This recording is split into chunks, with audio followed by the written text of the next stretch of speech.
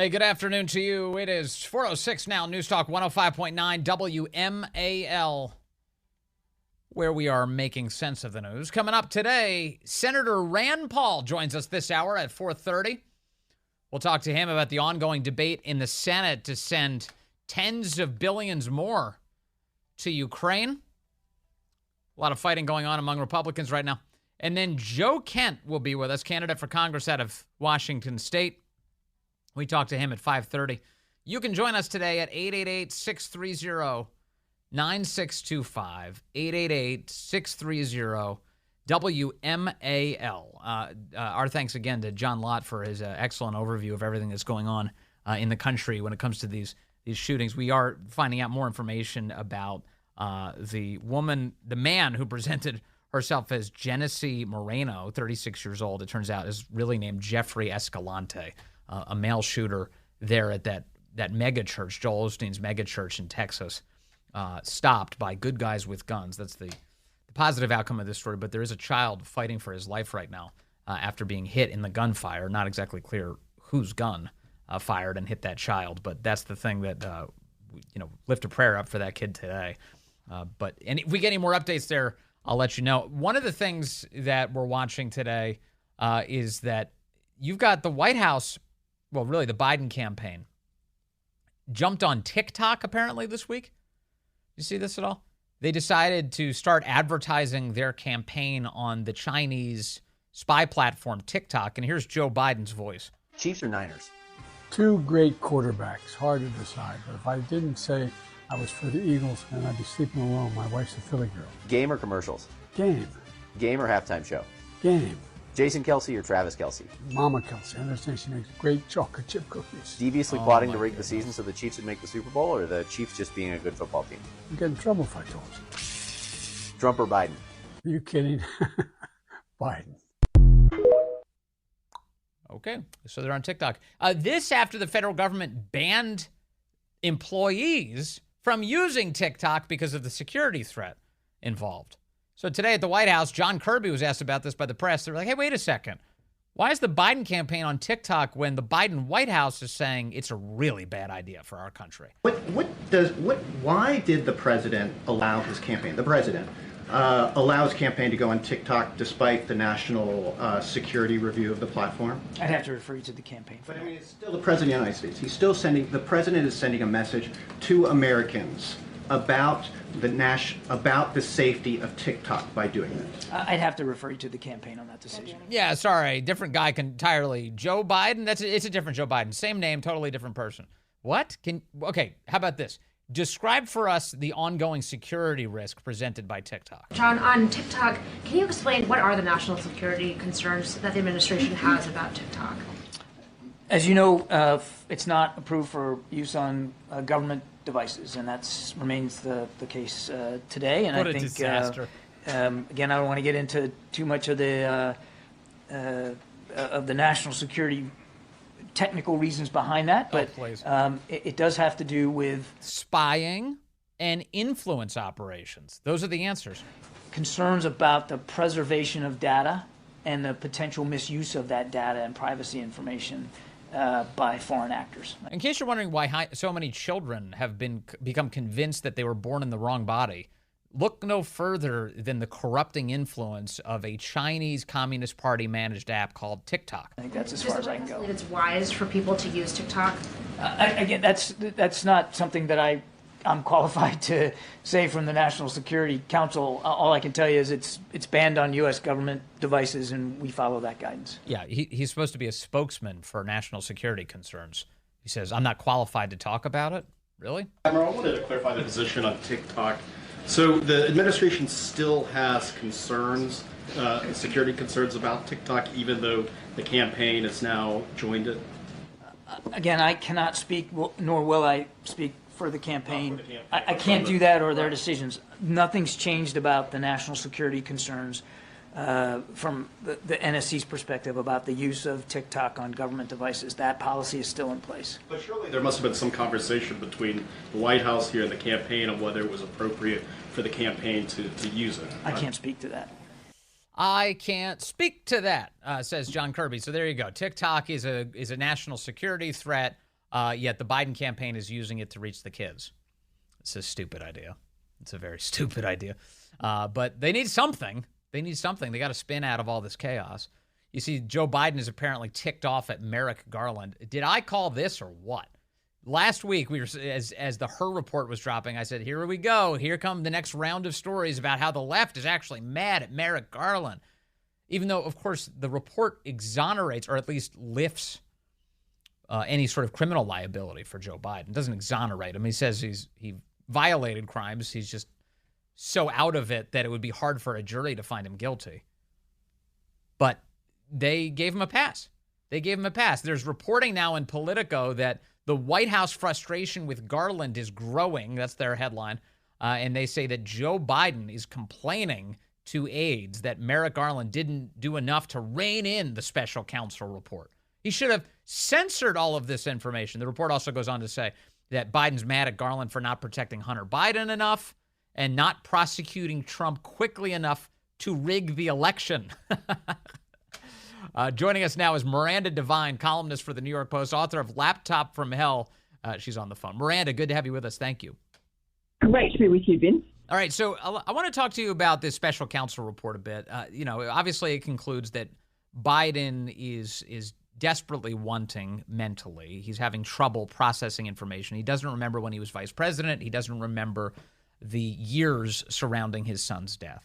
Jill Biden over the weekend was griping about all of this and apparently said that Robert Hur should have given her husband some grace, and she felt like this was a political attack, that Robert Hur, who is, again, a Biden Justice Department official, was trying to score, quote, political points. What do you make of that? Well, I mean, they're trying to have it both ways, aren't they? And basically, Joe Biden would not be the first crook who feigned memory loss or exaggerated memory loss to get out of trouble when law enforcement comes knocking. So, it's called the bathrobe defense. Basically, Robert Hur had him to rights. There is no way that he could explain away or lie about all the classified documents that dated back from his Senate days that Hur had looked at in, his home, in his garage, unsecured, in his, University of Pennsylvania office. This was a series of willful crimes. He'd taken the classified information that he wasn't entitled to, which included the very top level of classified information, and he'd also shared it. So, he should have been indicted. If Trump's indicted, he should be indicted. That put Robert Hur and Merrick Garland in a real pickle. Yes. Because how can they do that? They can't indict a sitting president. How can they do this to Joe Biden, especially in an election year? So Robert Hur found a get-out-of-jail-free card, which Biden handed to him on a silver platter, which was he couldn't remember. He was acting like a befuddled old man, kind of like Robert Mueller did when he appeared in Congress and testified in the Russia collusion hoax and pretended had lost his memory. So that's what Joe Biden did, tried and true tactic. He's a sly guy. That's what crooks do. And so Robert Hur puts it in his report, just factually records how Biden was behaving during their 5-hour interview when he couldn't remember anything. Yes. And uses that as the pretext for not charging him. So you think, Miranda, you think that Joe Biden was faking his dementia in this conversation with Robert Hur? I think he was exaggerating his memory loss. Yes, of course. Look, it's obvious that Joe Biden is in cognitive decline, but it's also obvious that it is dangerous to underestimate him. He loves being underestimated. That's what he's done all his life. It's kind of a powerful tool once you can master your own ego, I guess. To allow people to underestimate you, and then you punch them in the face. That's what Joe Biden has done his entire career. Now, he is in cognitive decline. That's obvious. He forgets things. He's 81 years old, right? But he's not completely gaga because I know people personally, foreigners, who've been in high-level meetings with him and who say that he was compos mentis, that he was hardly referred to notes, that he was running the meeting, that people around him like Antony Blinken were deferring to him. He ran the show. You've got a whole lot of people, including Benjamin Netanyahu.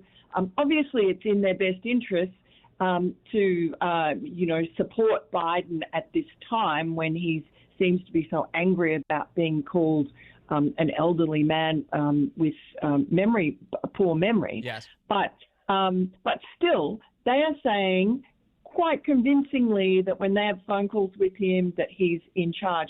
We have seen him in press conferences, the few that he's allowed to do. We saw him in the debates in 2020 when everybody, including Donald Trump, expected that he would be mush for brains on stage. Instead, he actually ran rings around Trump. So, don't underestimate the guy. He is still quite capable. He's been sly and cunning all his life. Interesting. He's still quite capable of utilizing the kind of obvious frailty that he has cognitively, yes, and just wielding that, leveraging it to suit himself in a closed-door situation, and then turn around afterwards and blame her for lying about him so that he saves face. But, in fact, if her was lying, if it's not true that his recall was terrible, then he should be indicted. Right. But he knows that won't happen, so he and Jill are making this completely illogical argument, and the rest of the Democrats, because they know they can get away with it. Her did them a favor, and now this is the thanks he gets. Okay, so let's address another way in which Her may have done a big favor to the Bidens. My understanding is that in this 400-page report, that many of the documents referenced that Biden had apparently stolen and disseminated included documents related to both China and Ukraine, precisely when Hunter Biden was making a cash grab from both of those countries. It seems to me that Her may have done Biden a massive favor here by preventing those documents from getting an airing out in a courtroom. Absolutely he has. But look, I would also say that there is some integrity in Her, in the way he laid out the report, because he put enough breadcrumbs in there.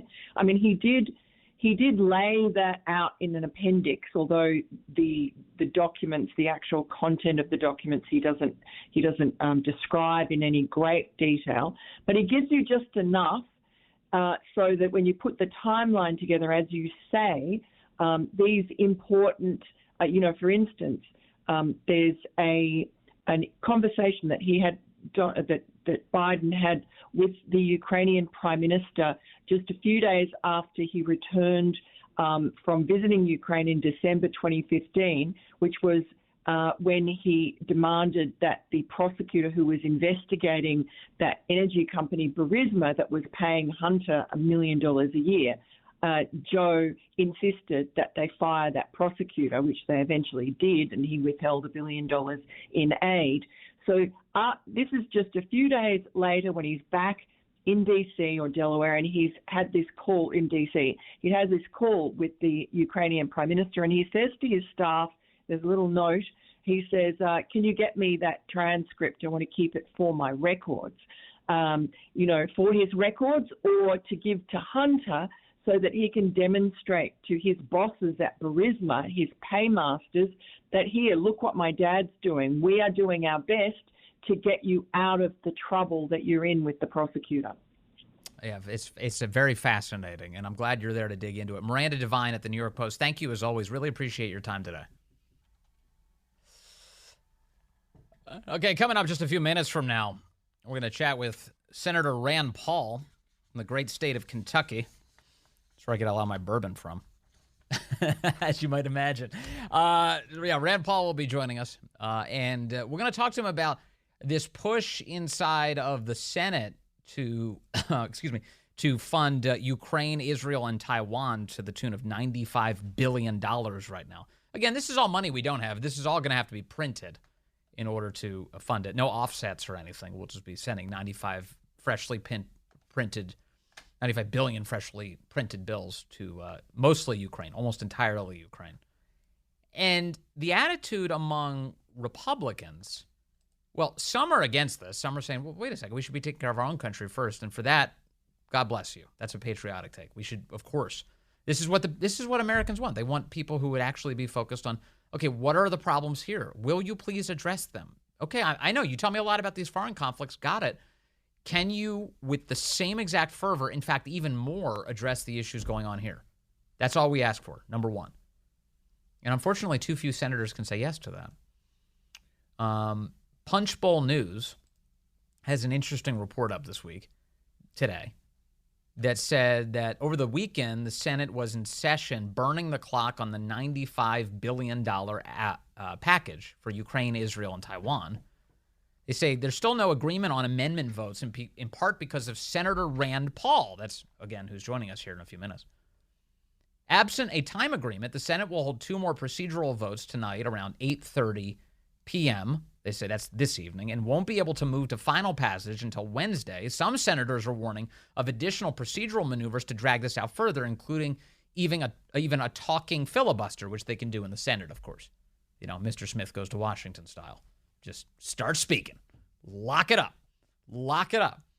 Now, there are 18 Republican senators who are a part of something that they're calling the governing coalition that Senator Todd Young is describing as the Republicans who, quote, want to see this place run effectively.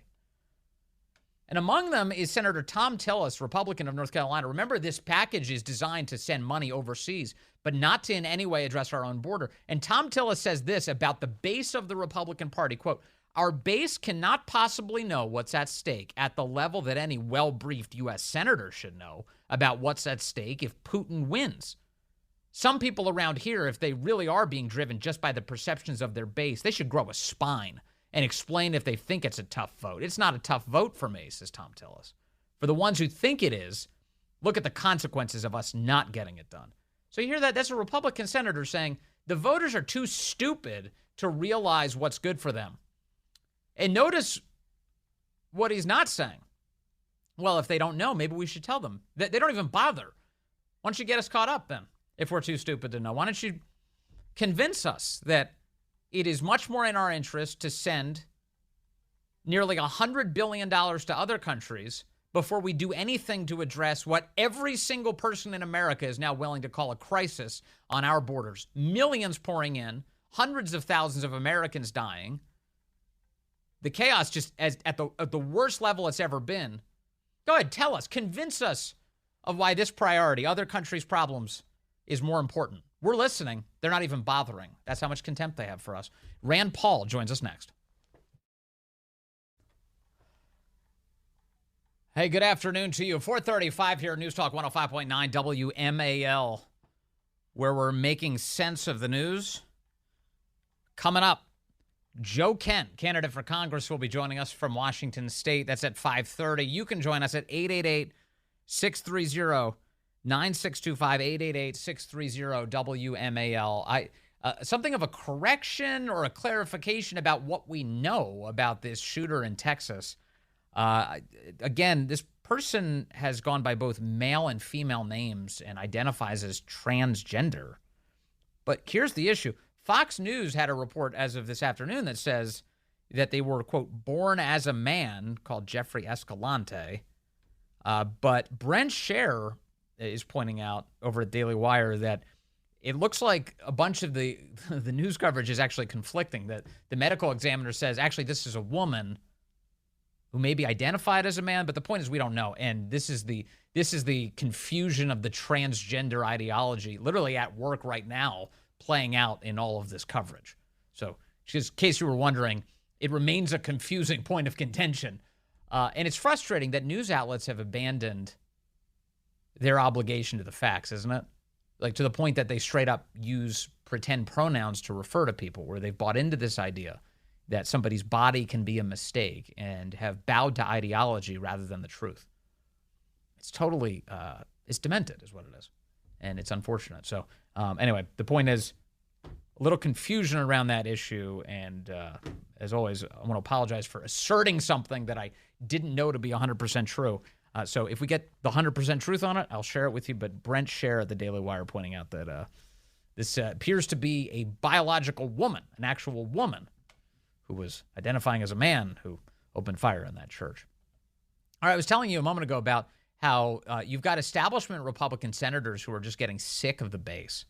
They're getting sick of the base. That's not surprising. Why? Because the base is paying attention. They're focusing on what's going on in the United States Senate, to include this idea that there was a border package put forward last week, the text of which was released a week ago Sunday, that didn't actually have much to do with securing our border at all. Almost anything, really. In fact, it did more to make our country permanently chaotic.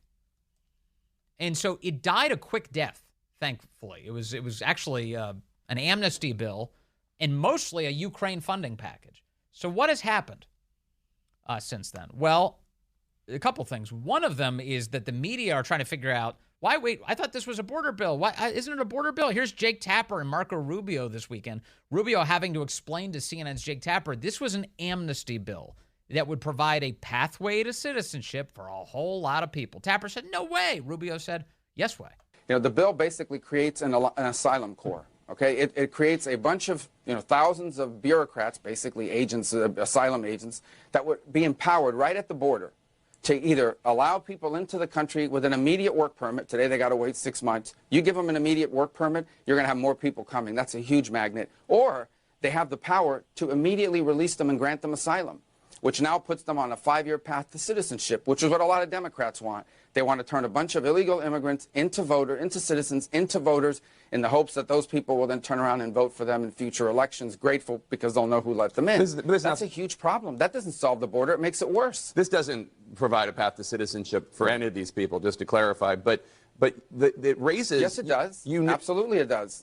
First of all, how do you flatly assert something like that? You pose as a reporter and you're like, no, just to be total clear, it doesn't provide a pathway to citizenship for any of those people. Marco Rubio's like, wait a second. Wait one damn second. Yes, it does. Absolutely it does. No, yes, it does. When you have asylum, you are on a path to citizenship. An asylum, when you get asylum, you are a year away from a green card and 4 years away from citizenship. Absolutely it does. But you said you approved of the asylum would have the power to grant you asylum, not even a judge, a bureaucrat. Yeah. All right, so Rubio's right. Tapper is wrong. It doesn't create a path. Yes, it does. Yes, it does. If you're granted asylum, you're put on a pathway to citizenship. That's how it works. So that's explaining the bill.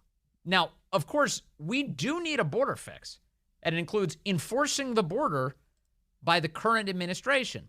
And the current administration is now openly calling this thing a crisis. Joe Biden did it first. Mayorkas has finally picked up on the talking points. Here he is on NBC this weekend. No doubt there is gridlock on Congress, but do you bear responsibility for what is happening at the border, what the president himself has called a crisis? It certainly is a crisis. That's not what he was saying last week. Remember, Mayorkas danced away from this word last week. And we don't bear responsibility for a broken system, and we're doing a tremendous amount within that broken system to make it worse. But fundamentally, Congress is the only one who can fix it. It's such a lie. It's such a complete lie. So what is Congress up to? Well, Congress is now trying to pass, a $95 billion spending package for other countries. And they don't really care that much, at least the Senate doesn't, about what Republican voters think. They're done with letting Republican voters stop legislation.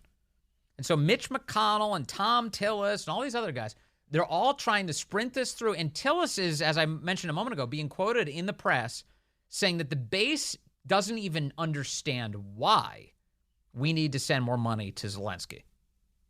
Says, quote, our base cannot possibly know what's at stake at the level that any well-briefed U.S. senators should know about what's at stake if Putin wins, he says. Some people around here, if they really are being driven just by the perceptions of their base, they should grow a spine and explain it if they think it's a tough vote. It's not a tough vote for me. For the ones who think it is, look at the consequences of us not getting it done.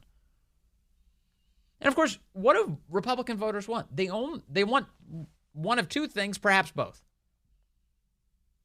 One is for these senators to take our problems more seriously, and two, to justify why it's in our interest to send even more money into the black hole that has been Ukraine. Has it made the situation better? Has it decreased Ukrainian deaths? Has it brought the war to an end? Has it helped increase American stockpiles? Has it worked to our benefit in any meaningful way? Have we stopped corruption in Ukraine? Have we stopped the theft of our resources? What are the answers to these questions? They don't even bother giving you the answer, mostly because they don't have good answers for you at all. Over on Morning Joe today, MSNBC, Scarborough was very upset at Republicans, any Republican, who would dare call for a pause on all this printed cash for other countries. They voted against Ukraine aid that will stop an ex-KGB agent from overtaking their entire country. So they voted to abandon Ukraine. They voted to abandon Israel. They voted to abandon humanitarian assistance for Now, this guy was once a Republican congressman. One of the reasons why Republicans even entertained putting foreign aid inside of a so-called border package was to use it as leverage. It was a deal. It was a deal-making exercise. Okay, fine. If you want this really badly, you want this money to flow to a country that's enriched the whole Biden family really badly, how badly do you want it? Do you want it badly enough to secure our border? So that's what Republicans sought originally. Of course, Mitch McConnell and James Lankford mangled that into something unrecognizable. But originally, the concept was, if we secure the border, sure, we'll give you some cash for your other projects. all those suffering in Gaza, and they voted against supporting Taiwan. That's where Donald Trump's Republican Party is right now. And the people concerned about our country, is that what he's saying? Of course, he's not saying that, but he should be. Who have been called themselves hawks through the year? What cowards. What absolute cowards that they're willing to abandon our allies in Europe, our allies in Israel, our allies within range of China. Right. Right. Right, says Mika. She's nodding along vigorously. She's like, what are we talking about? Claire McCaskill is also a former senator. She said this on Morning Joe. This is a really big moment for the Republican Party because the Senate has always been kind of still okay in a way under the leadership of Mitch McConnell as it relates to aid to Ukraine and Israel. 27 Republicans broke with Mitch McConnell. The majority of his caucus sided with Donald Trump. People like Thom, one of the biggest defense hawks in the Senate. What does that tell you? Was too afraid of Donald Trump to vote for aid. What does that tell you, Claire McCaskill? A common sense person might arrive at a different conclusion. Claire McCaskill arrives at they're being cowed by Trump for illegitimate reasons. Look, I'm so thankful that Donald Trump made any phone calls whatsoever. I have no idea what kind of pressure he brought to bear, but the idea that he would stop an amnesty bill in its tracks is a great idea. A great idea. A sellout of the American people, printed cash for foreign countries, no consideration whatsoever for securing our borders. Let's stop that crap, please. I don't care who calls for it. But it's even better if Trump's calling for it. And McCaskill's suggesting that's some sort of sign of weakness. And how about Lindsey Graham? What happened to Lindsey Graham? What happened to Lindsey? You know, he used to support wars everywhere at any moment for any time. It's crazy. Please. Asking that for a long time. And then if you look at the list of... it's really too bad that this show is the reason, not my show, of course. I wish we had more influence on Biden. It's too bad that show, Morning Joe, is basically authoring the Biden presidency. You saw that report recently, right? That Biden relies on the cast of Morning Joe for all of his advice. He calls them, he consults with them, he brings them in. And so, of course, in return, they spin for him in the most cartoonish of ways. People who voted no, many of them are running for vice president. Katie Britt, Tom Cotton, Tim Scott, Lindsey Graham, they're all running for vice president instead of worrying about protecting the United States of America through protecting our allies. Protecting the United States of America, which, of course, this is projection because that is precisely the reason why you would vote against that stupid package to begin with. Now, also in the Punch Bowl reporting this week, Mitch McConnell is so all in for Ukraine that he's ignoring the fact that this is going to hurt people who are currently up for election in the United States Senate. This is what they say. This is exactly what's motivating Senate Minority Leader Mitch McConnell. McConnell, a key Ukraine supporter, has been loudly defending his decision to move on from the border fight after his conference rejected the compromise that Senator James Lankford hammered out with Democrats. That was the amnesty bill. McConnell is even ignoring some political considerations here. As we scooped last week, says Punchbowl, NRSC Chair Steve Daines stood up at a closed-door Republican conference meeting and said flatly that passing the foreign aid package without a border component would kneecap the party's Senate candidates. But for McConnell, the national security issues at play should trump any political calculations. On Sunday, McConnell leaned in even further, slamming those with, quote, the dimmest and most short-sighted views of our obligations. Quote, I know it's become quite fashionable in some circles to disregard the global interests we have as a global power, to bemoan the responsibilities of global leadership, to lament the commitment that has underpinned the longest drought of great power conflict in human history. This is idle work for idle minds, and it has no place in the United States Senate. You see that? So you're an idiot if you don't want to spend more money on Ukraine. More unaccountable money on Ukraine. You're an idiot if you don't want to drain our stockpiles for Ukraine. You're an idiot if you don't want more Ukrainians to die in this proxy war with Russia. You're an idiot. It is a dim view to take that position. It is a dim view to say that we should be fighting to secure our borders. That's McConnell. He's the leader of the Republican Party in the Senate. What does McConnell have to do with any of us? If you're a Republican, do you feel like you share politics with Mitch McConnell in any meaningful way? How can you say that he's the Republican leader in the Senate? Of course, he is in terms of how they operate, in terms of compelling the votes in the Senate, you know, and to the extent that there's any organized opposition to the Democrats at all. But McConnell's selling out the damn country. McConnell didn't want border security in any of this. His number one priority is foreign conflict. That's his number one thing. What did he say last year? Right? Right, Corey? It was last year McConnell said the number one thing, I'm paraphrasing, but this is basically the quote. America's number one priority right now is spending money in Ukraine. No, it's not. Not for any normal thinking American. Not for somebody who's trying to figure out a way to get their kids to and from school every day. Not for people who are trying to afford their bills. Not for people who want to stop the crime. Not for people who would like to see some sovereignty, who are done with the chaos. That is not their number one priority. I'm sorry. It may be somewhere on the list, but it is not number one for any normal person. For Mitch McConnell, it's number one. And he's proving it this week by joining forces with Democrats to slam through a foreign expenditure bill, totally unaccountable. And here's the other rub, too, in case you're wondering how corrupt this whole thing is. J.D. Vance, the senator from Ohio, one of the good guys in this story, he's revealing that Mitch McConnell slipped, he says, a hidden impeachment clause into this spending package to target Trump. McConnell is playing along with Democrats and slipped in a hidden impeachment clause dedicated to go after Trump should he win the election. You know, sometimes we do run into challenges getting guests on at the appointed time. That was our situation today with Senator Rand Paul.